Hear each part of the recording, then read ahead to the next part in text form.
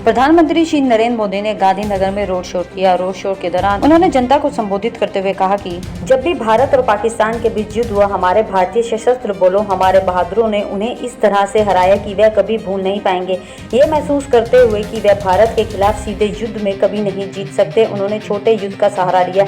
इसके बजाय आतंकवादियों को सैन्य प्रशिक्षण और सहायता प्रदान की। हम इसे छोटा युद्ध नहीं कह सकते। पीएम मोदी ने आगे कहा कि 11 साल के समय में हमने पड़ोसियों के साथ की परिस्थितियों के साथ साथ प्रकृति आपदा को भी झेला, लेकिन इन सब के बावजूद भी हम 11 नवंबर अर्थव्यवस्था की दुनिया 4 थे।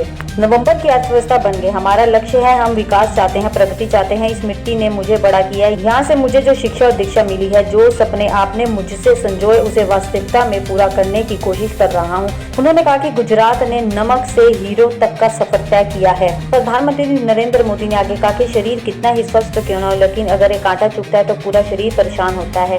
हमने तय कर लिया कि उस कांटे को निकाल कर ही रहेंगे। उन्होंने कहा कि मैं 2 दिन गुजरात में हूँ। कल मैं बड़ोदरा, ददोर, भुज, अहमदाबाद गया और आज गांधीनगर में हूँ। जहाँ जहाँ गया ऐसा लग रहा है देशभक्ति का ज्वारा है। गर्जना करता दूधरिया सागर और लहराता तिरंगा, जन मन के हृदय में मातृभूमि के प्रति अपार प्रेम। ऐसा नजारा था, ऐसा दृश्य था, ऐसा सिर्फ गुजरात में ही नहीं, हिंदुस्तान के कोने कोने में है।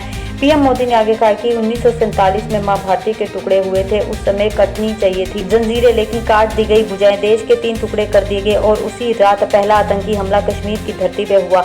मां भारती का एक हिस्सा आतंकवादियों के बलबूते पर मुजाहिदीनों के नाम पाकिस्तान ने हड़प लिया। अगर उसी दिन इस मुजाहिदीनों को मौत के घाट उतार दिया होता और सरदार पटेल की बात मान ली गई होती तो 75 साल से चल रहा यह सिलसिला देखने को नहीं मिलता। 6 मई की रात को जो लोग मारे गए, पाकिस्तान में उन जनाजों को स्टैंड ऑनर दिया गया। उनके तबूतों पर पाकिस्तान के झंडे लगाए गए। वहीं की सेना ने उन्हें सैल्यूट भी किया।